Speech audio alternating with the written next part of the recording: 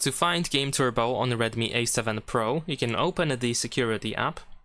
Then over here you can scroll down a little bit and you might be able to find Game Turbo over here in common features.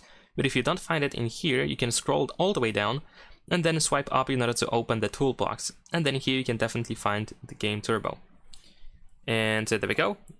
We should be able to open it quite easily. And that is pretty much it. Of course, we can also go to settings here in the upper right corner. But also, if you play a game and if you want to find Game Turbo, let me actually start playing in here.